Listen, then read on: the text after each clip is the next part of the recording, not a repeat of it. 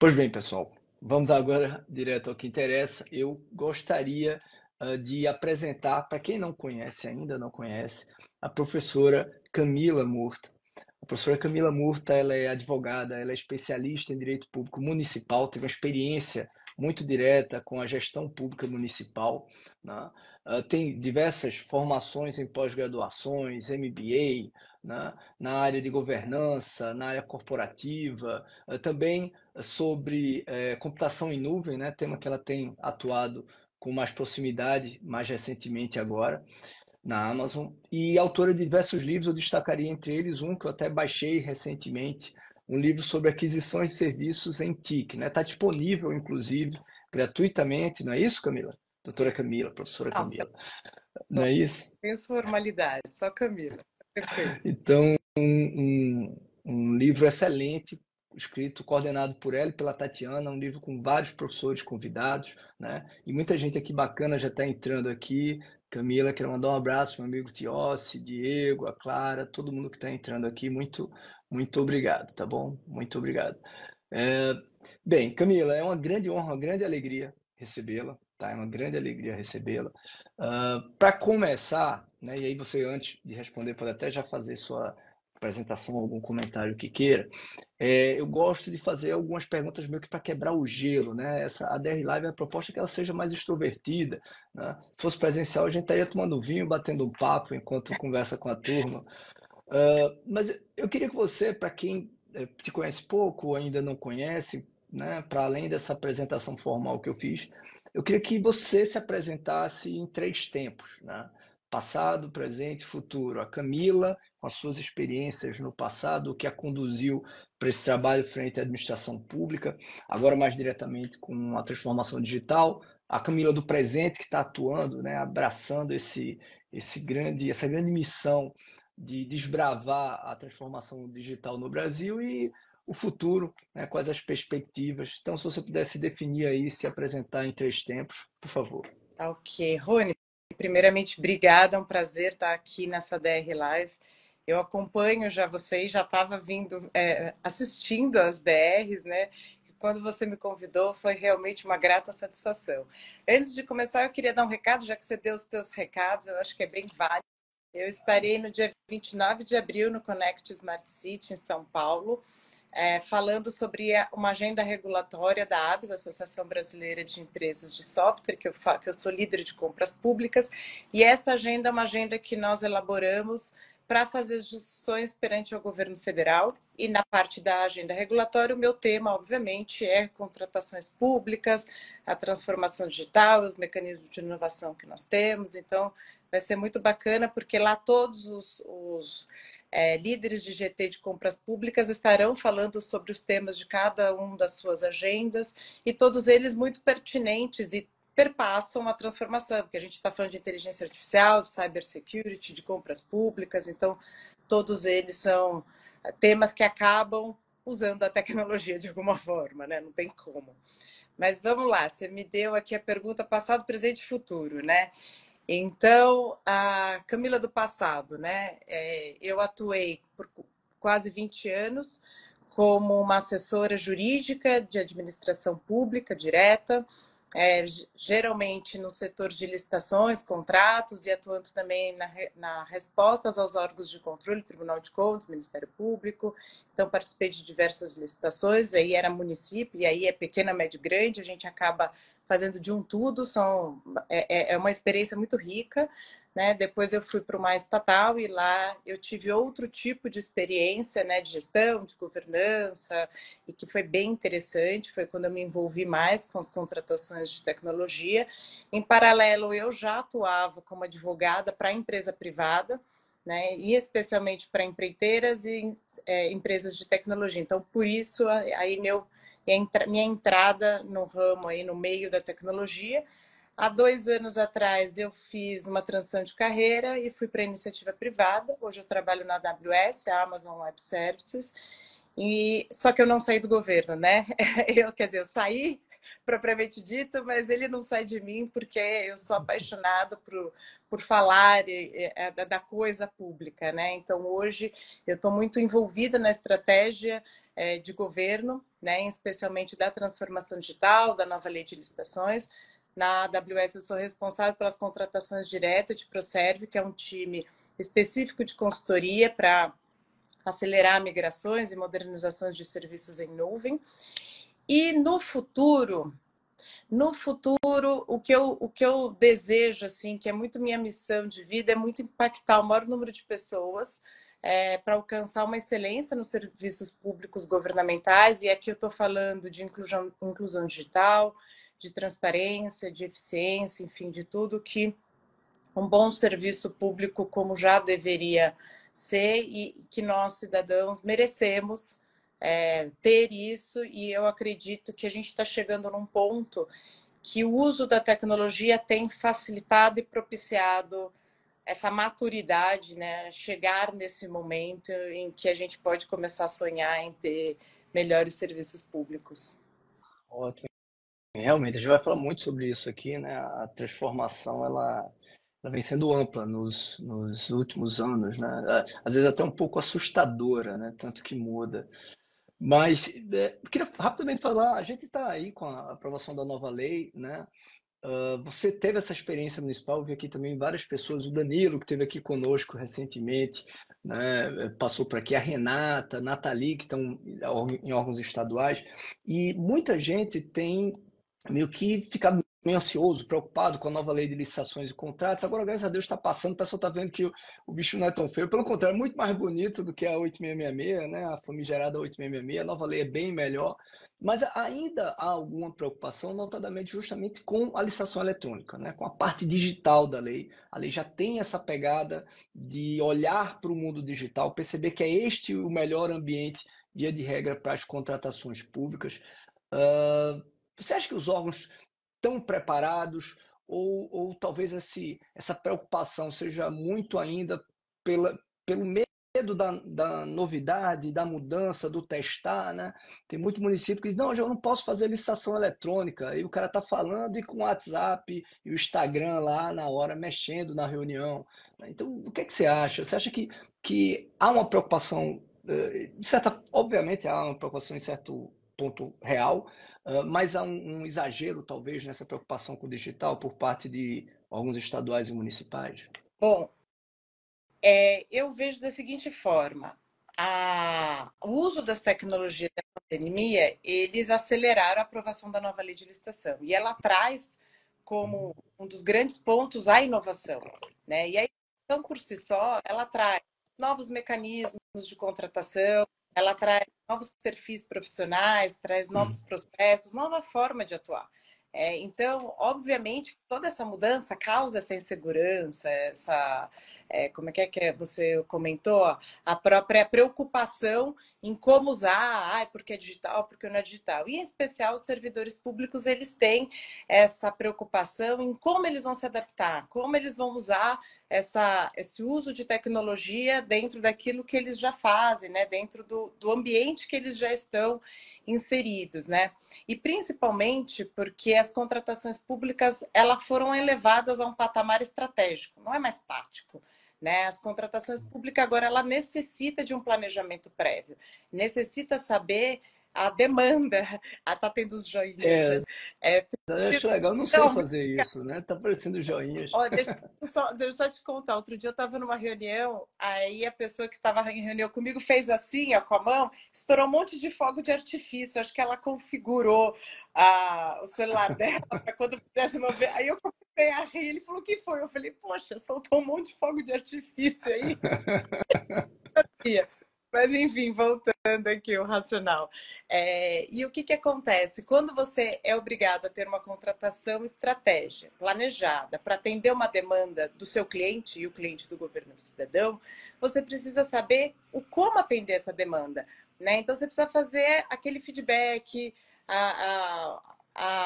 o exercício de escuta, né? De entender qual é de fato a necessidade para saber planejar o como o que eu vou contratar, o como eu vou contratar, qual é a métrica dessa contratação, dessa aquisição e tudo mais. Então, quando você me perguntar, os órgãos, você acha que eles estão preparados? Se você olhar para o lado operacional, eu acredito que eles estão sim preparados. Olha lá, Tem do fogo de artifício. Quem foi que fez isso? Acho que foi a Vivi. A Vivi Ah, apareceu, a Vivi mandando. bom, mas Gostei. enfim, olha, foi o fogo de artifício aconteceu. Ele, vai ficar engraçado, né? Não, não é mais assim. Mas enfim, Legal. eles estão preparados operacionalmente porque a contratação eletrônica ela está muito similar ao pregão.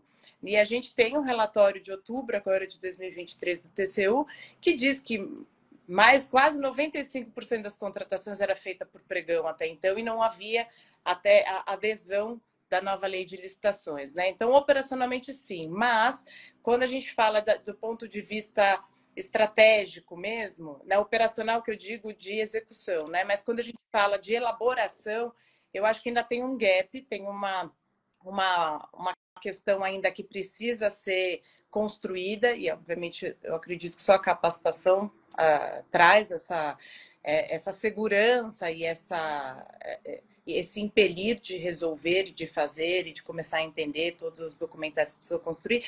Mas quando você me fala assim, mas os municípios ainda não. A gente tem duas exceções na lei. Né? O artigo, se não estou enganada, 171 e 176, que traz exceções a regras. O primeiro, ele fala dos municípios até 20 mil habitantes e o 7678 fala até 100 mil habitantes. E o que é? De 20 mil habitantes, ele está até 2027, são 6 anos da promulgação da lei, que ele está dispensado, por exemplo, de publicar os seus atos no PNCP e de usar a contratação eletrônica, por exemplo.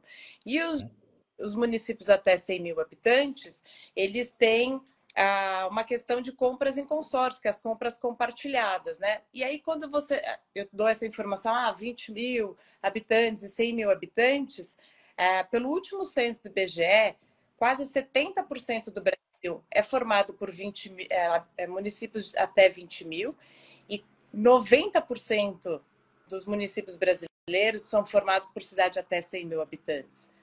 Olha só como isso abarca uma grande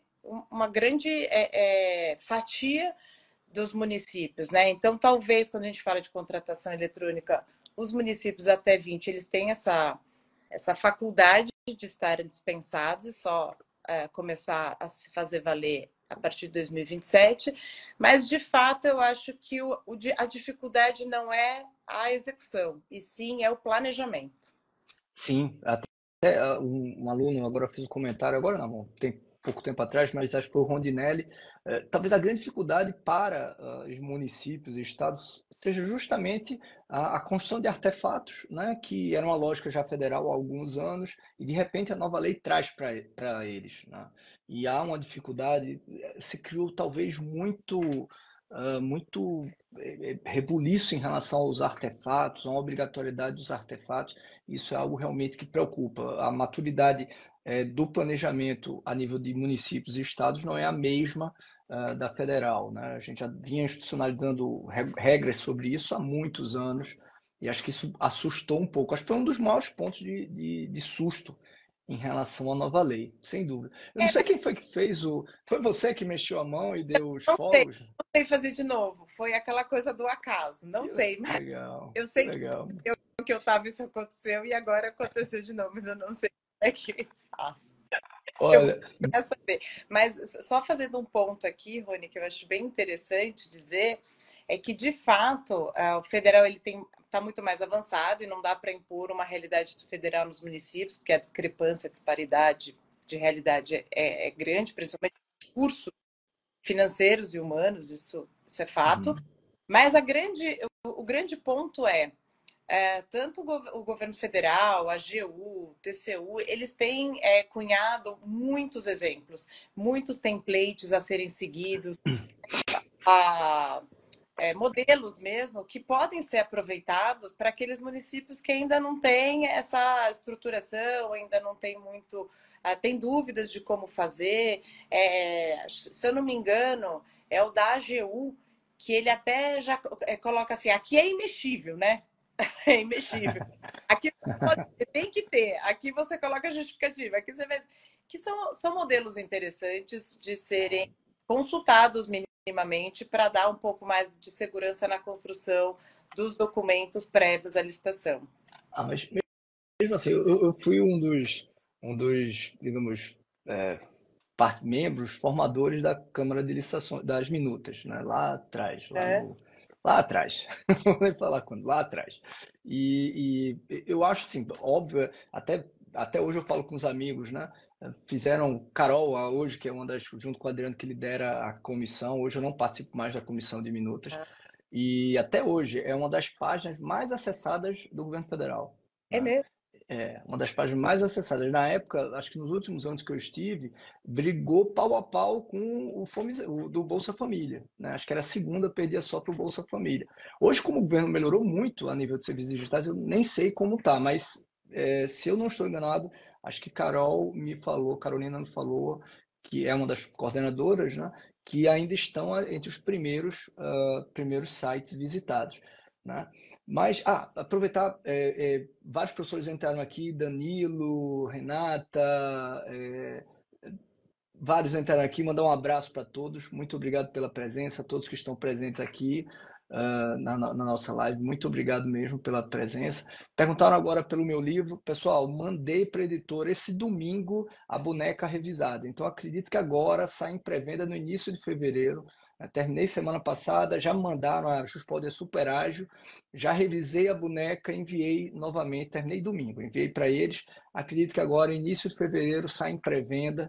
Eu mesmo estou ansioso, tem umas coisas bem bacanas que eu consegui inserir no vídeo, né? Danilo aí mandando comentário, um abração para você, meu amigo. Ah, bacana. Obrigada, Danilo. Mas entrando aí na transformação digital, eu tenho 46 anos, né? Então me impressiona a velocidade, né? E eu acho que a minha geração, você é mais nova, mas a minha geração, ela é uma geração bem resiliente, bem adaptável, porque é, a gente mudou muita coisa, né? Eu tenho 46, mas eu peguei o orelhão com ficha, ficava lá fazendo código Morse para ligar sem a ficha, né? Ou contando os segundos antes que ela caísse, né? E aí veio as mudanças, né? Começou a vir locadora de filme, né? Fita VHS, depois CD, depois Blu-ray. Aí hoje não faz mais sentido porque tem Prime, não vou falar Netflix, falar Prime, né? Tem o Prime, né? Os táxis, poxa, perdendo grande espaço para plataformas como Uber, Cabify. Ah, os hotéis hoje, né? Puxa, o maior sistema de hotel do mundo é o Airbnb, né? Que pega imóveis privados e loca. Então, tudo isso tem a ver Um único com hotel. transformar. Não tem um único hotel, o Airbnb não tem um único hotel. Pega a casa da turma e compartilha.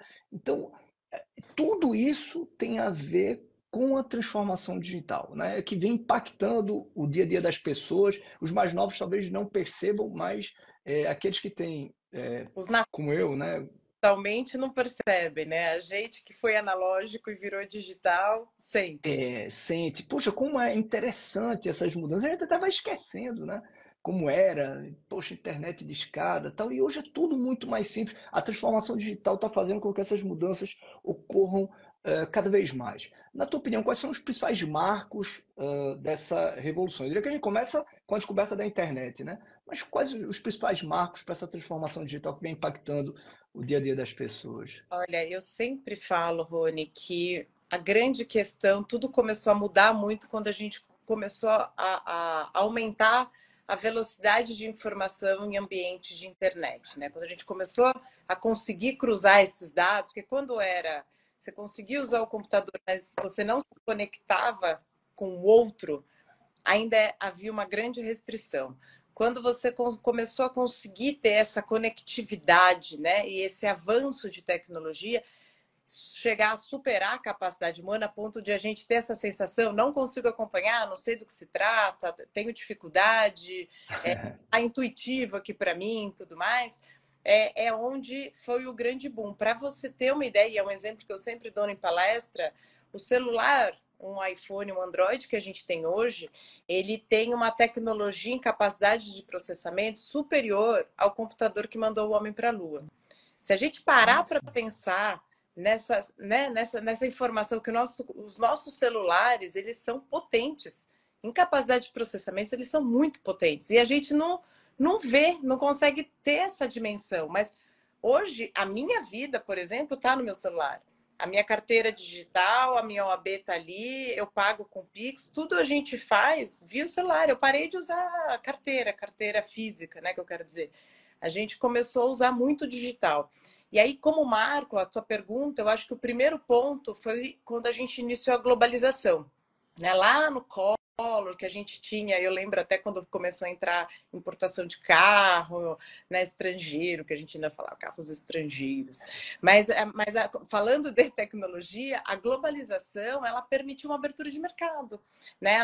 Ela permitiu romper barreiras geográficas, né? E as empresas começaram a trabalhar de uma forma com mais produção, com mais agilidade. O segundo marco é a própria conectividade, né? Que é isso, essa troca de informação, esse uso intensivo da própria internet.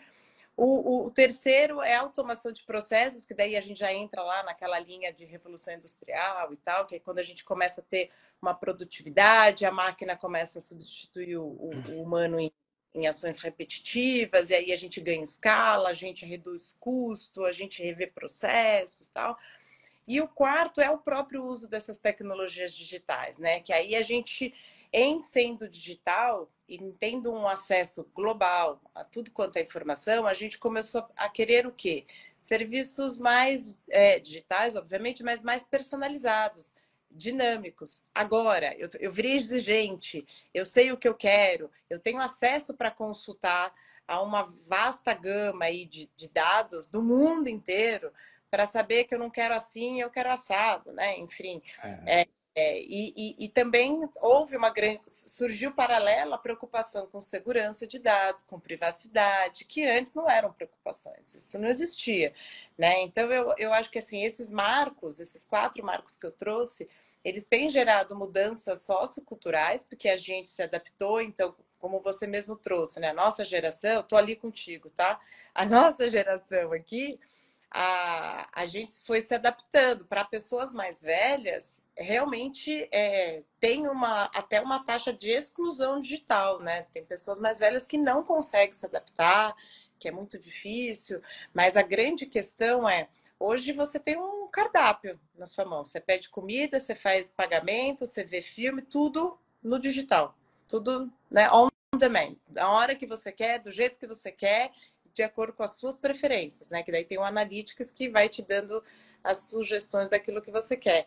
Então, essas mudanças, essa transformação toda foi promovendo mudança em nós, a gente recepcionou o novo, porque eu acredito muito que o homem é propenso a isso, né? O homem quer conquistar, quer evoluir, quer Uhum. conhecer, gravar. Acho que é muito do ser humano, né?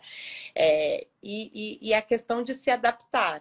Né? Então, e aí a gente tem aonde a gente está sofrendo, em como se adaptar a esses novos modelos, tem uma aceleração, tem uma competitividade, mas tem sempre aquela percepção de eu estou perdendo algo, eu não li tudo, eu já esqueci, porque é muita informação rodando o dia inteiro na cabeça, porque isso acontece, né? Não tem jeito, mas a gente tem o contraponto, a gente ganhou qualidade de vida.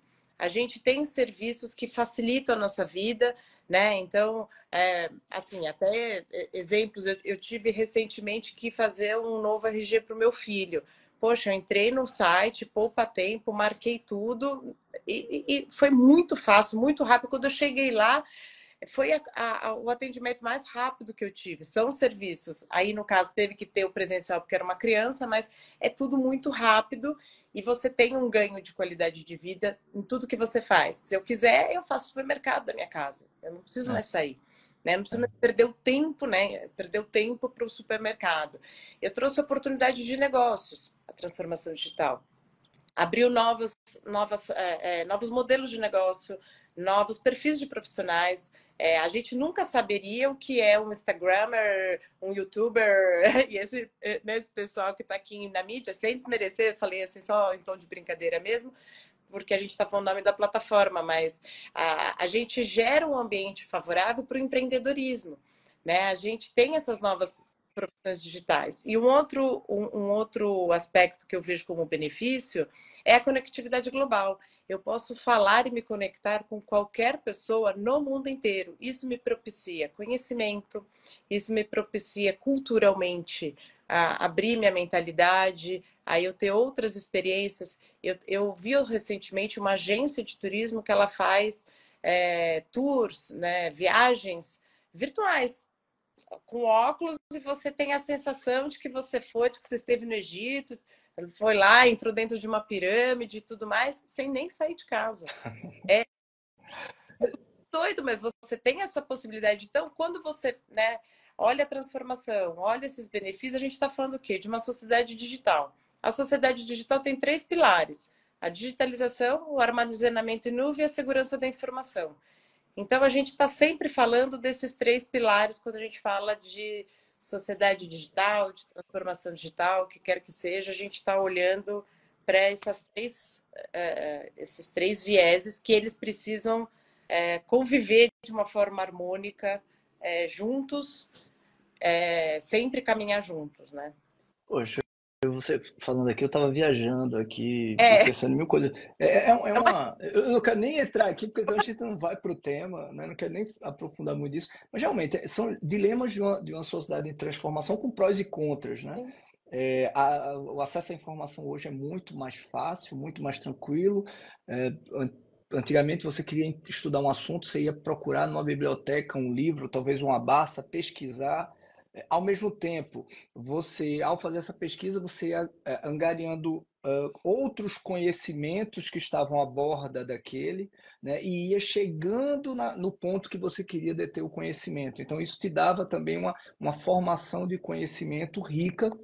Hoje você vai lá, Google e pega a informação, muito pílula. Então, eu acredito que é uma geração que tem mais informação, mas muitas vezes tem dificuldade em aprofundar, no aprofundamento daquilo. Aí prejudica, inclusive, reflexão para refutar, por exemplo, informações falsas, né? E aí nós vemos também com o trabalho dos algoritmos, né? O grande impacto das fake news, porque as pessoas vivem com viés de confirmação. A informação que me traz, que é o que eu acredito, é essa que é verdadeira, e você vai apartando a sociedade, então são tantos é dilemas, né?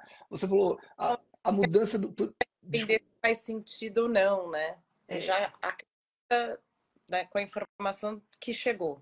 Tem que fazer. se aceita a informação que chegou, porque veio de um canal que eu tenho confiança, né?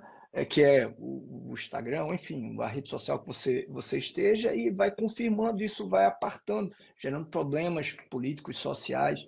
De outro lado, a facilidade que o mundo digital permite, e traz muitas vantagens, traz outras dificuldades, né? Por mais que você vá ganhar sensações maravilhosas na viagem virtual, ela não é talvez tão rica em experiência como seria, talvez mais segura, mas talvez não tão rica em É, experiência como a presencial. Não, eu estava vendo, lendo até o sexo digital, né? Dizem que vai ser o futuro, porque vai ser tão mais fácil que a turma não vai querer gastar tempo com o tradicional. E eu fico vendo, poxa, mas se perde tanto da experiência no mundo digital, embora, repito, traga vantagem, que a gente vai viver sempre mas esse. eu sempre falo assim, Rony, que o digital ele não veio para que a gente deixe de ser humano, né? E fique tudo Sim, robotizado, né? Pelo contrário, ele veio para trazer facilidades e que para a gente tenha mais tempo de ser humano. É diferente, porque para você ver, essa geração é uma geração que tem mais ansiedade e que está discutindo questões mais de social, está discutindo mais questões de comportamentos culturais, que precisa estar mais atrelada a propósitos, porque elas têm outros tipos de preocupação, talvez o não ter, mas o ser, né? Enfim, ninguém mais talvez tenha o sonho da casa própria, né? Como a nossa geração sim, teve, mas eu acredito que essa nova geração ela tem outras preocupações que são extremamente relevantes também sim, com certeza, com certeza. nas nossas vidas. A gente nunca, na nossa época, falou de sustentabilidade, de governança, não eram temas que estavam na pauta, não estava aberto. E se você falasse, você era um louco, você era calado e acabou. Né? Na hora que você consegue ter um palco, você tem um fórum digital, que você é uma voz sozinha, e que se você falar o Lé Concreto, você pode reverberar e ganhar uma força, seja numa petição digital, seja realmente num vídeo aqui impulsionado, seja de qualquer meio, você consegue ser ouvido. Né? Então, hoje qualquer um pode ter um palco e falar das suas próprias questões. Né? Outro dia eu até estava vendo o filme a Vida da Elis Regina, a dificuldade que era para um artista emplacar uma música se ele não tivesse com uma gravadora associada. Não, Bancando, hoje em exato. dia você joga ali no YouTube, você joga em qualquer plataforma e você é ouvido. Então, tudo mudou. Né? Tem os Não, é verdade. contras, óbvio, mas mudou muito. E eu acho que tá melhorando. A gente está com. Não, eu também. Eu acho, perdão, eu acho que melhorou para melhor, bem melhor. Agora, essa mudança para melhor, ela traz também seus desafios, mas sem dúvida mudou para melhor. A possibilidade de você quebra, por exemplo, o discurso único. Os bons debates que são feitos pela atual geração tem muito a ver justamente com isso. A possibilidade de todo mundo colocar em pauta as questões que entende interessantes e a sociedade tem que estar aberta a ouvir. Então, eu particularmente vejo com entusiasmo o avanço, a modernidade, né? Fico muito impactado com a mudança, mas não de maneira, digamos, conservadora, achando que era melhor como era no passado, né? Achando que a gente está evoluindo e essa evolução traz desafios. Mas a Renata, voltando para o tema, né? Que senão, esse é um tema que eu particularmente gosto muito, acho muito interessante, provocativo, para reflexão, né? Para onde nós vamos continuar avançando, ou quais os limites. Mas voltando aqui para o tema, a Renata, acho que foi a Renata que fez uma observação agora há pouco, no seguinte sentido, né? A gente está avançando tanto no governo digital, na digitalização, mas em algumas coisas, na área das contratações públicas, você ainda fica preso a velhas poitas. Por exemplo, as plataformas que fazem e-commerce, né? As plataformas de marketplace, eu costumo falar para os meus alunos, o modelo da plataforma substitui a antiga função do instrumento contratual para dar segurança à troca, de segurança econômica à operação. No âmbito das contratações e licitações públicas, nós ainda temos um modelo ainda muito, digamos, burocrata de steps de controle. Por exemplo, é, é, checklists com dezenas, a Renata citou, checklists com dezenas de páginas para contratação de itens, para contratações de baixo valor. Não se pensa no custo de transação para essa contratação. A nova lei obriga a publicação em jornal de grande circulação. A publicação no PNCP e na internet, Nada da realidade, né?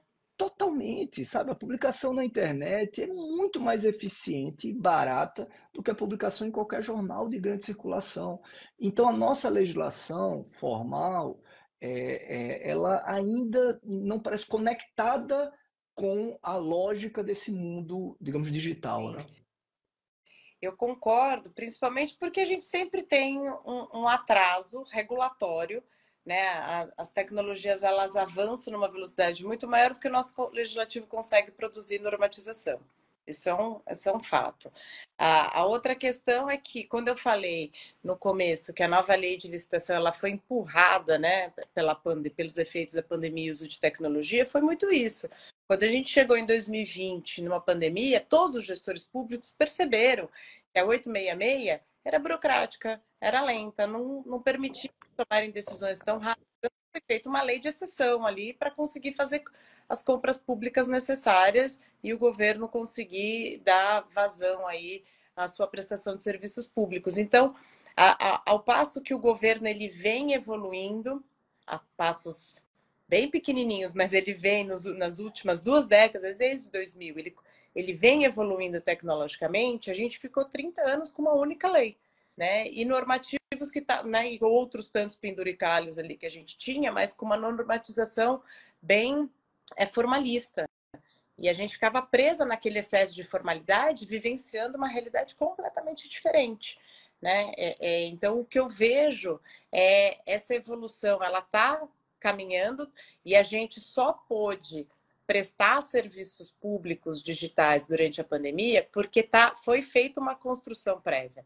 Né? Não nasceu tão do dia para a noite, mas obviamente o governo deu passos largos. O que ele foi represado por anos, em meses aconteceu, em dias, né? No final das contas, em dias aconteceu por uma necessidade emergencial. Então, assim, um grande exemplo que eu sempre falo, até porque eu trabalhei na Secretaria de Desenvolvimento Social, então um dos grandes exemplos era aquele cadastro do sistema do CadÚnico. O sistema do cadastro único, né, de um cidadão, ele é a base do Bolsa Família, mas foi através desse cadastro que se deu um benefício emergencial para mais de 68 milhões de brasileiros. Se a gente não tivesse esse tipo de estrutura, não seria nem possível dar essa assistência para os cidadãos. Né? Então, veja que há uma evolução do governo. Então, assim, historicamente, a gente tem 3 tipos de governos que foram evoluindo. Então, em 2000, eu tenho o governo aberto, que ele basicamente surgiu quando o governo buscou uma maior eficiência na prestação de serviços, serviços públicos e os serviços governamentais online. O famoso site institucional da prefeitura, do governo, que você ia lá, era estanque, né? Você fazia sua busca, tinha ou não tinha a sua informação, mas eram informações que estavam ali inseridas para consumo do cidadão. Então, foi a primeira forma de se comunicar com o cidadão, era um site institucional. Então, toda a prefeitura, por menor que fosse, tinha que ter a página, o site do município para trazer. Aí eles, depois, com o tempo, começaram a colocar o Diário Oficial, começaram a colocar notícia, começaram a trazer outras evoluções. 10 anos depois, surge um outro termo, que é o governo eletrônico. E o governo eletrônico ele surgiu muito de uma movimentação de pedidos de transparência administrativa e preocupações econômicas para abertura de dados, olhando para a inovação. Então, em 2010 já se falava da necessidade de abertura dos dados públicos para promover a inovação. E aí, decorrente aí de 2010, a gente tem, em 2011, a Lei de Acesso à Informação, 14, se eu não me engano, o Marco Civil da Internet, que daí regula o uso das plataformas, né, de sites mesmo no país. E em 2015 surge o governo digital. E o governo digital ele foi muito entendido como uso de, né, adoção de tecnologias digitais pelo governo de forma estratégia para atender as demandas da população, né, e uma maior eficiência tanto no uso de recursos públicos quanto de aprimoramento de serviços à sociedade. Então, quando a gente fala que o governo digital em 2015, ele trouxe 2 grandes vieses. Uma mudança, novas tecnologias, uma nova mentalidade, porque você começa a pensar e incorporar essa questão de estratégia que a gente está vivendo até hoje, né?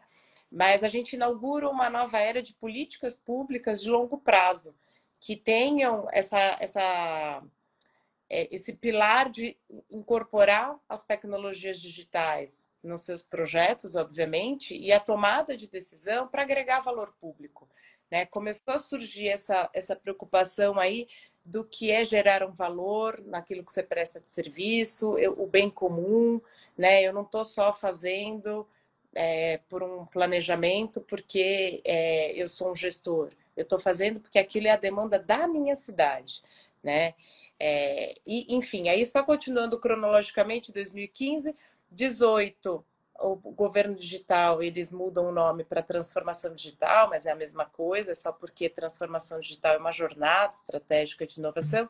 E aí, na sequência disso, a gente tem LGPD, Lei de Governo Digital, a própria nova lei de licitações. Então, aí a gente tem outros marcos legais que trazem para onde a gente está nos dias atuais, né? E a consonância de nova lei de licitação com transformação digital, que une outros marcos regulatórios, o marco legal da startup, o marco legal da ciência, tecnologia e inovação. E quando você conjuga todos eles e olha para uma política de governo digital, é por isso que eu falo, a Camila Futuro consegue enxergar, isso é possível. A gente vai chegar lá. Eu acho que Né? vai, eu acho que vai, A gente chega lá. acho que vai, mas fazendo link com duas falas, né, da Carla e da Delza, né? A Carla falou que, pelo menos na área da contratação pública, há sempre um medo, notadamente de estados, municípios, com os órgãos de controle, né? Que eles achem que não está se exigindo tudo, não está se controlando tudo. Realmente, no Brasil, de repente, o agente público, o gestor público, começa a ser é, necessariamente culpado quando há falha no processo de licitação, né? Quando se erra. E isso gera medo, ele acaba sendo cada vez mais reativo, mais receoso. Mas aí, fazendo, e acho que Carla está certa em fazer essa ponderação, realmente isso trava um pouco o avanço.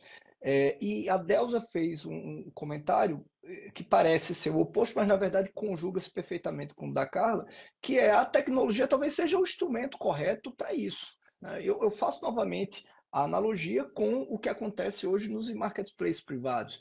O que faz com que um jovem ou uma jovem compre de um chinês um vestido pagando antecipado é a plataforma. Então a plataforma ela substitui e com muito mais eficiência, né, na relação aquilo que era o instrumento contratual com garantias ortodoxas que fazia no passado. E isso reduz custo transacional e faz com que a troca ocorra. É a plataforma, é o sistema. Então nós precisávamos avançar, mudar um pouquinho a mentalidade burocrática, formalista, para avançar para modelagens de plataforma que elas por si só fossem garantidoras da correção do modelo. Eu acho que a gente avançou muito, no governo digital no Brasil. Acho que recentemente eu vi uma entrevista que, a nível de Ocidente, o governo brasileiro, inclusive, saltou para o primeiro lugar, acho que no Ocidente, e o segundo no mundo. Se eu não estou enganado, perde para a Coreia do Sul, eu não lembro exato quem era o primeiro lugar. Mas um avanço enorme, né? Eu, particularmente, sou fã do GovBR, eu sou amigo do Caio Castelhano, que foi SEGES, né? Trabalhou no Ministério da Economia nos últimos anos, é um querido amigo, gosto muito, um grande colega da AGU. E eu falei, cara, você tem que ter orgulho de ter participado no período ali, quando veio aquela assinatura digital, puxa vida, eu Sensacional. odiava, né? Eu odiava ter que ir lá na caixa, pedir autorização do token, aí eu sempre esqueci o maldito do token.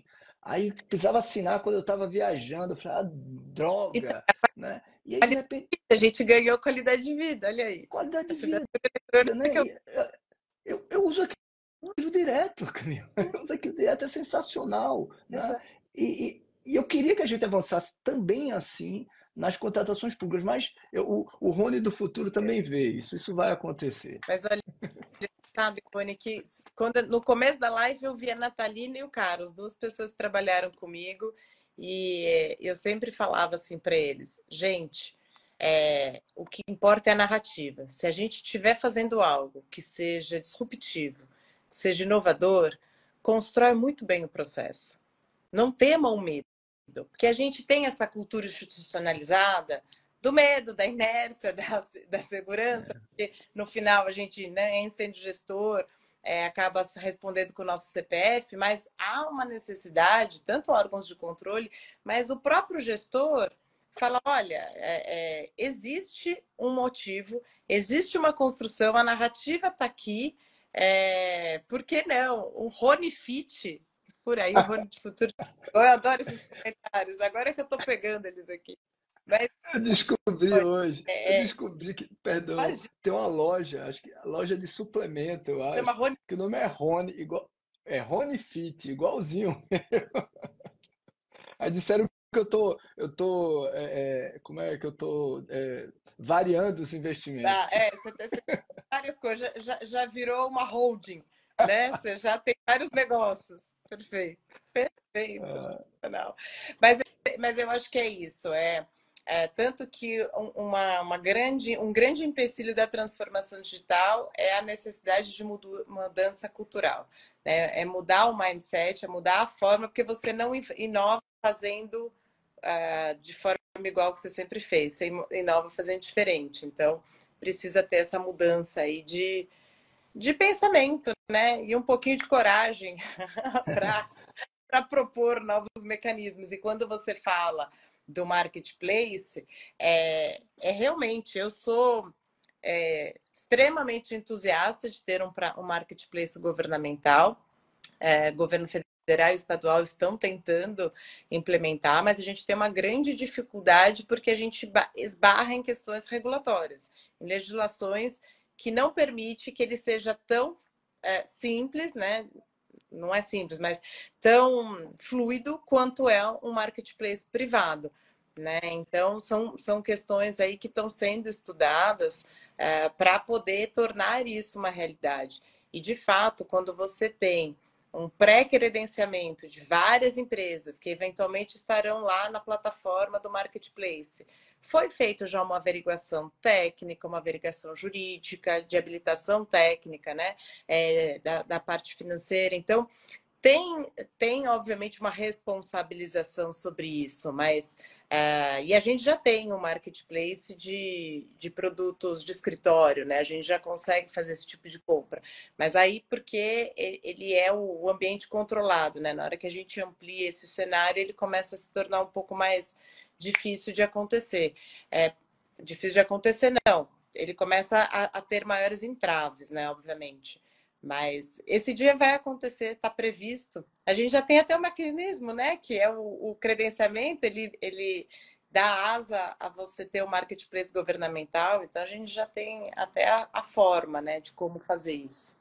No artigo que eu escrevi com o professor Marcos Nóbrega, a gente até defendeu que o credenciamento na nova lei vai ser um balão de ensaio para que nós possamos ter, talvez, num futuro próximo, e eu acredito que sim, no futuro próximo, o credenciamento. Agora, tem algumas amarras institucionais, sobretudo essa insegurança do gestor público, que dificulta, pelo menos na modelagem que nós temos do marketplace privado, com ampla liberdade de escolha pelo usuário.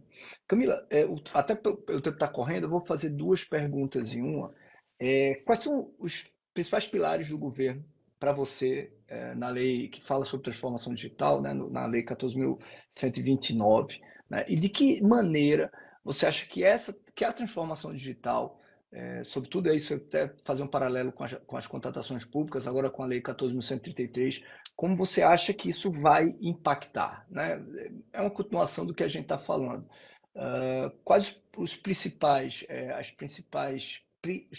pilares dessa Uhum. transformação desse governo digital e como você acha que isso vai impactar daqui para o futuro as contratações públicas agora se conectando com a nova lei, né?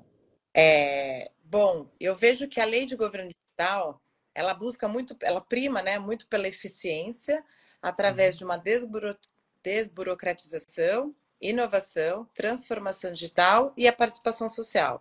Então, assim, esses são o objetivo da lei. Quando você fala de princípios, lá no artigo 3º da 14.129, ela tem 26 princípios, diretrizes que regem o governo digital. Não vou falar os 26, fica tranquilo, mas assim, quando a gente fala de desburocratizar, a gente está falando em modernizar, em trazer serviços digitais numa linguagem simples, acessível, né, que eu consiga me comunicar com o cidadão. E aí isso daí a gente já tem. Exemplo, uma carteira digital de trabalho, aquele meu INSS, né, o aplicativo do meu INSS, que agora está tudo dentro da plataforma GovBR, e até por isso que a gente chegou como protagonista de serviços digitais em segundo lugar no ranking do Banco Mundial, porque a gente avançou muito através do GovBR, da plataforma GovBR, é uma estrutura que tem mais de 5.000 serviços, atende milhões e milhões de cidadãos, agora eu não vou saber o número, mas enfim, está se construindo a desburocratização através de modernização, através de serviços digitais, o que permite uma transparência, que é um outro pilar, o que permite uma participação social, e aí fazendo a correlação, né, com a própria lei de licitação, participação social, eu tenho o PNCP, eu tenho uma plataforma aberta que eu, inclusive, ela pode servir, uma vez que eu tenho o plano de contratação anual ali, ela surge até como fomentador para as empresas se prepararem de qual serão as próximas licitações. Tem a questão de qualificação do servidor, né? A capacitação. Eu preciso que todo mundo seja letrado em tecnologia, que todos servidores, cidadãos precisam entender de tecnologia para que eu possa abarcar o maior número de pessoas e diminuir os excluídos digitais, que é uma grande preocupação, né? Quando eu falo que os entes públicos adotam uma estratégia de longo prazo, essa visão de longo prazo é o que permite a construção de políticas públicas e não a sazonalidade de mudança de governo. Então, tem vários pontos ali, né? Acho que para mim os principais é a desburocratização, a transparência, serviços digitais, dados abertos, governo como plataforma e a própria inovação, né? Que promove o desenvolvimento econômico do país. Enfim, tentando falar Perfeito. rápido, porque eu acho que a gente está se alongando. Agora, a outra pergunta é quando você fala do impacto, né, que a transformação traz para as contratações públicas, né, especialmente olhando a 14133. Eu vejo o seguinte, as compras públicas representam 13% do nosso PIB, está em torno de R$ 1 trilhão. Né? Ou seja, o Estado ele tem o poder de, através de compras públicas, fomentar políticas públicas e não por um acaso. Nessa nova lei tem muitas políticas públicas ali inseridas dentro das contratações, mas ele tem o poder de oferta de demanda, ele pode fomentar, né, e trazer inovação através de uma encomenda tecnológica, ele pode fazer oferta de outros produtos para o mercado, trazer através de um diálogo competitivo, através de outros instrumentos. Então, o que eu vejo é que a nova lei de licitação, ela mudou o racional. A partir do momento que o meu objetivo é a contratação de uma proposta que seja mais vantajosa, que traga o melhor resultado para a administração, considerando todo o ciclo de vida ali do artigo 11, eu mudei o meu racional. O que eu quero agora é em qualidade da entrega, o melhor custo e o impacto social.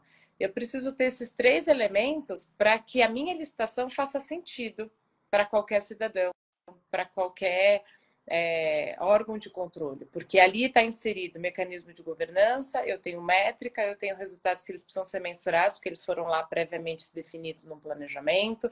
Então, quando eu falo de transformação digital e a nova lei de licitação, eles foram construídos de uma forma muito entrelaçadas. Eles se comunicam em diversas formas, né? Quando a gente fala do esse planejar, que é a governança, e o resultado almejado na licitação, né? Que é o objetivo. Então, o menor preço não existe mais, com graças, a gente não vai mais falar de menor preço, porque o que se busca é a qualidade. E não é que o agora então vale qualquer preço, não é isso. A gente tem que buscar uma conjugação de fatores. Tem que ter uma técnica, tem que ter a qualidade, você tem que estar comprometido com a entrega daqueles resultados, né? E por via de consequência, aumentou o controle, aumentou a fiscalização. A gente tem as 3 vias agora para fazer o acompanhamento, a fiscalização, que eram já práticas de empresas estatais. A gente trouxe, emprestou aqui para a administração pública, para buscando objetivamente eficiência. A gente busca objetivamente a eficiência. É verdade. Agora, o problema é que digamos, a cristalização disso no Brasil, por conta de diversas instituições, ela acaba mais difícil, né? Daria tranquilamente para se entender na própria Lei 8666 que o menor preço não seria efetivamente o menor preço, e sim o melhor preço. Até o Código de Contabilidade admitia, né, que você pudesse escolher uma proposta com melhor qualidade desde que houvesse justificativa. O problema são as instituições, né? A insegurança de você tomar essas decisões arrojadas, a insegurança em inovar. Acho que esse é o maior desafio para que as contratações públicas consigam acompanhar o mesmo nível de evolução que a gente tem, por exemplo, em relação ao governo digital, que acho que está bem à frente. Né? Falando duas observações que eu li aqui, comentários. Fabi, eu concordo contigo da pré-qualificação, acho que ajudaria muito no credenciamento. Sim. E teve uma outra observação que foi do Cavalcante, né, sobre a segurança dos dados. E aí eu vou passar até para a nossa penúltima pergunta, que é sobre isso. Tem a ver com isso, né? Quais são os maiores desafios para você enfrentados nessa implementação do governo digital, né, da política digital, e como superá-los? Porque, para mim, um dos maiores desafios hoje tem a ver com essa preocupação com privacidade, né? E para você, tem outros grandes desafios, né, para essa implementação ou continuidade do avanço do governo digital, dessa transformação digital? Tem, infelizmente tem outros pontos. Bom, a gente já falou, que é a cultura institucional, né, de tomar risco, da versão, da questão de, de não agir pelos receios das instituições de controle. Um outro aspecto que eu vejo é a falta de competências técnicas, né, para inovar lá, para poder fazer a mensuração de gestão por resultados. E assim, eu não falo que o que eu quero dizer aqui é falta capacitação, falta pessoas qualificadas, integrantes de órgãos públicos que tenham essa habilidade de conseguir fazer esse planejamento. E uma forma de sanear isso, obviamente, é o benchmark, né? Você olhar para fora o que os outros países, os outros governos já fizeram e trazer, emprestar a experiência, tentar adaptar para o nosso modelo, porque tem muito essa carência de mão de obra. Eu fiquei sabendo que agora o governo federal vai abrir um concurso para mais de 300 técnicos de analistas de tecnologia, alguma coisa assim. Mas, poxa, são 300 cargos exclusivos de tecnologia, né? O como está carente. E o terceiro aspecto, eu acho que é a falta de visão estratégica para o setor de compras. Eu já trabalhei em setor de compras e é algo que sempre foi muito relegado, né? O gestor público nunca deu muita atenção e eu acho que hoje o setor de compras ele é o coração de qualquer órgão. Ele precisa estar muito alinhado a toda a estratégia de governo, né, para poder entender os passos de como ele vai atuar e construir todos os documentais. Então, a capacitação aqui ela é extremamente importante. Concordo plenamente. E desafiadora também, né? Desafiadora. Extremamente, Quero mandar, extremamente. quero mandar um abração para Daniela Tavares, que Luana Passos, Felipe, turma que está sempre conosco, colaborando. Você falou em concurso para a área de Eu acho até que é necessário, sobretudo pensando no cabeça, no gestor, no coordenador, mas já a nível de execução mesmo, a, a inovação é tão rápida, né, disruptiva e, e célere na área de licitações que tem que se avaliar, será que é o concurso a solução? Porque você vai contratar. Primeiro. Né? Hã? Institui uma fábrica, contratação temporária, vai, né? Porque eu fico pensando assim, né? Você faz o concurso da estabilidade. Primeiro vai ser difícil pegar esse jovem hoje que está trabalhando pela internet, trabalho remoto. Será que ele vai querer hora ir lá trabalhar no serviço público? Ponto. Já vai ser difícil, Já, né? sim, sim. O cara ganha em dólar trabalhando para multinacionais. É a Já é uma dificuldade. E ainda tem um risco, né? Você daqui a pouco ele está defasado, porque daqui a 10 anos a tecnologia é uma outra e ele, ok, era massa na tecnologia dos anos 2024, para 2030 já não é mais a praia dele. Mas assim, acho que tem que formar quadros, ao menos para coordenar, mas eu acho que a solução vai ser mais a terceirização, mais a terceirização nessa área, né? Pelo menos eu penso que em grande parte da execução vai ser a terceirização. E para você, quais as tendências de inovação futura que podem vir aqui nesses próximos anos de governo? Eu fico surpreso, grato e feliz com a evolução que nós temos tido, né? A plataforma GovBR, para mim, é um dos melhores serviços públicos que existem, né? Eu vejo, bom, eu tenho lido muito sobre os trend techs, né, as tendências de tecnologia do mundo inteiro, mas de uma forma bem resumida, olhando o Brasil, a bola da vez é generative AI. Não tem como a gente não falar que a inteligência artificial generativa não seja a principal, tanto que quando ela lançou, ela alcançou mais de 100 milhões de usuários em 60 dias, batendo o TikTok, que demorou acho que 90, 120, não lembro, mas foi muito rápido. E muito porque ela, obviamente, ela é intuitiva, mas ela tem uma agregação de avanço tecnológico, né, usar frameworks abertos, códigos abertos, para poder criar. E ela pode ser usada para diversas áreas. Né? Ela é muito diversa do campo de atuação. Então, desde uma questão de artes, de entretenimento, até medicina, ela não está restrita a um nicho. Né? Então, isso permitiu que ela explodisse, obviamente, fora que ela está tendo muito investimento das big techs, né? Por entenderem o valor que ela agrega, a rapidez que ela traz.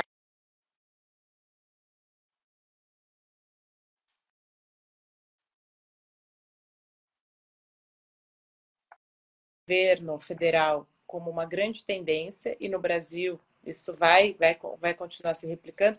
Tem outras tendências que eu não acredito que aqui a gente ainda tem essa maturidade tecnológica, então fala-se muito no metaverso, em novas questões espaciais no sentido de o óculos virtual para você estar em algum lugar ou para você fazer uma conexão e estar no mesmo lugar sem estar fisicamente, né? Vocês têm outras questões, mas eu acho que aqui, olhando para governo, para soluções de serviços públicos e do que pode ser entregue, olhando os pilares de governo digital, a inteligência artificial ela é a bola da vez, olhando aqui os próximos anos, 2024, os próximos anos. Ela é interessantíssima, acho que é muito impactante Não, e usou? está começando a Não entrar. usou? Já Então, usei, já usei, já usei. é muito Eu, boa. É muito boa. é bom, mas a minha impressão, eu também eu usei como com a visão mais crítica. Eu já usei, uso com um certo cuidado, porque a minha percepção é que a gente está falando, pessoal, de inteligências artificiais, como por exemplo o ChatGPT, né? Ani, olha, É, a Tayane já falou que você já está no metaverso, você é onipresente, adorei. ai, quem dera, ai, quem dera. Saudar o estagiário Premium. Esse é o segredo. O estagiário Premium foi um aluno do Premium que eu não sei, infelizmente, quem é a identidade. Vou fazer uma campanha para que ele se Reverso. desvele para todos nós, se revele para todos nós e que tem publicações interessantíssimas com conteúdo e bom humor. Salve, salve, estagiário Premium. Meta e multiverso. Ai, ai, nada. Tô suando na correria, consumindo sábado e domingo para dar conta de um monte de coisa. Mas estava falando, né, do ChatGPT. Uma vez eu comecei a fazer pergunta, e o que eu percebi também é que ele parece aquele aluno que mesmo quando não tem a resposta, dá uma resposta, né? Resposta para falar alguma coisa, né? É muito Porque interessante. ele também vai sendo, vai somando as experiências, né? É uma linguagem em construção. Então, enfim, eu acho extremamente interessante. Como eu estou na AWS, a gente sempre está discutindo, e aí eu tenho o pessoal técnico do meu lado, e aí eu sou a usuária lá, né? Quando eu estou do lado deles, eu viro a usuária e eu fico fazendo perguntas e querendo entender e como que funciona, como é que não funciona. E tem exemplos super interessantes de imagem, de construção de imagem. Você narra uma cena e ele constrói uma imagem Hum. extremamente fidedigna aquilo que você narrou. Isso é interessante, assim, extremamente interessante. Eu fiz o teste e fiquei boquiaberta de ver como aquilo que eu narrei veio uma imagem muito fidedigna. Claro, eu estava narrando olhando para uma figura só para ver se a inteligência artificial conseguia chegar, né? E foi assim muito similar, mas muito similar. Poxa. Sei, Qual delas? Qual a inteligência artificial que o senhor adotou para isso? esse nome eu te passo, é Syncon a IA, eu acho. Eu não lembro o nome do app, mas você fala ou digita exatamente o que você está vendo, né, uma imagem, ou aquilo que você quer, por exemplo, um slide, você não precisa pegar a imagem de algum lugar. Aí você escreve ou você fala aquilo que você quer e vem uma imagem. Uau, é incrível. A imagem foi construída. Sensacional. Acho que é Sitecom, IA. Esqueci agora o nome, mas eu vou pegar e te Me passo. envia, por favor. Porque Vai ajudar muito para fazer a eu não apresentação. uso mais imagem real, eu só uso imagem de construção inteligência artificial, de verdade. Ai, que legal. O professor Anderson Pedro entrou aí, passo para ele também, porque realmente vai ajudar muito. Tá bom. Dá um trabalho procurar imagem para apresentação. Mas calma que também dá trabalho imaginar que tipo de imagem você quer, né? É verdade. É porque imaginar e depois ter que procurar, puxa, dá um trabalho enorme. Nunca, é difícil achar uma que seja exatamente. E É. narrando, e a própria inteligência artificial criando é sensacional. A minha experiência foi boa com um pouco que eu usei do ChatGPT. Eu uso com um certo, ainda, uma certa restrição, um certo cuidado, mas fico impressionado com para eu ter uma mania, vou até pode rir, mas eu tenho uma mania de dar bom dia, né? Às vezes que eu falei com ele, eu dou bom dia ou dou boa tarde, né? Aí, pô, eu tava com um amigo, eu falei, tá louco, cara? Falar com a máquina, pô, vai que elas dominam o mundo, eu quero pelo menos ser amigo, né? Não, olha, o poder de cognição é só do ser humano. Só a gente consegue ter os sentimentos, enfim. Mas ele responde, moça, ele responde. Responde, responde, responde. Responde mais educadamente que muita gente na rua, viu? Uma vez que meu filho fez a seguinte pergunta: Alexa, você gosta de mim? Aí ela respondeu assim: não temos relações suficientes para eu te dar essa resposta. Eu fiquei ouvindo, que isso? Né? O que ela respondeu? Ela respondeu alguma coisa, que, que eles não tinham conexão suficiente para ela dar essa resposta. Se uma amiga, se uma amiga minha tivesse aqui, ela certamente iria comer, que ela é curitibana, né? Ela diria, então a Alexa é de Curitiba. Que ela tem uma piada nossa com isso, lá de Curitiba, ela é curitibana. Mas olha, maravilhoso, maravilhoso. Olha, muito bom. A gente até acabou passando do tempo. Muito, muito bom, Camila, falar com você. Queria primeiro te agradecer novamente pela presença, né? Parabenizar pelo propósito de ação, né? Tenho certeza que você é uma desbravadora dessa área e que cada vez mais vai crescer. Parabéns pelo livro, parabéns por todo esse trajeto, né? Eu sou um entusiasta, acho que o avanço da tecnologia é fundamental. Traz os desafios, como nós falamos anteriormente, trazem vários desafios, mas sem dúvida nenhuma representa avanço. O que nós temos ampliado em qualidade de vida, em produtividade, isso é espetacular. É espetacular, né? Então, realmente é um tema. Acho que a gente vai ter outra live no futuro para dar continuidade a esse papo bom, né? E queria passar para você dar tuas palavras, teu relato, falar teu endereço. Pessoal, para vocês seguirem, eu vi que você tem um trabalho, eu estou te seguindo, já te sigo há algum tempo, e você tem um trabalho magnífico, maravilhoso na rede social.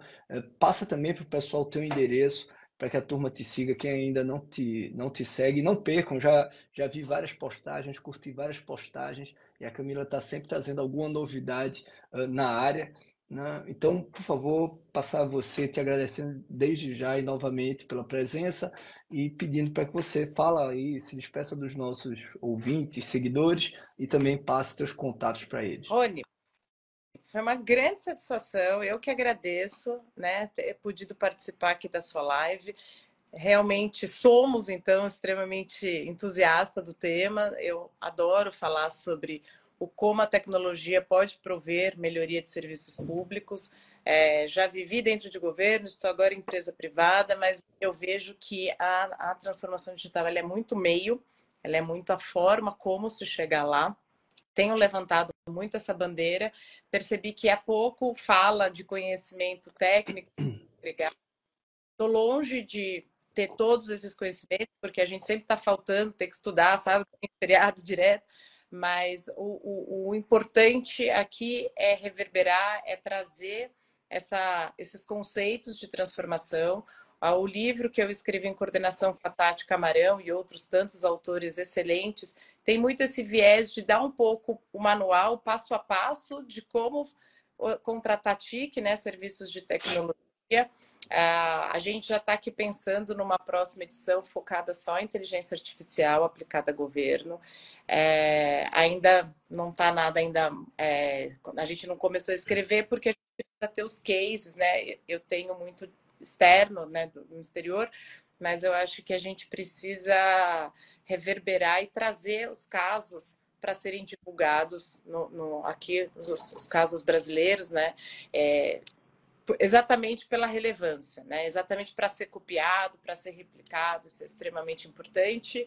Eu agradeço por toda a deferência. O meu contato no Instagram é camilamurta.adv, no LinkedIn Camila Murta e nos dois canais eu falo bastante sobre transformação digital, sobre inovação, sobre tecnologia, sobre compras públicas. É esse meu universo, é o universo que eu vivo e respiro e que eu acredito que a gente possa fazer a diferença para o país. Muito obrigada, viu, Rony?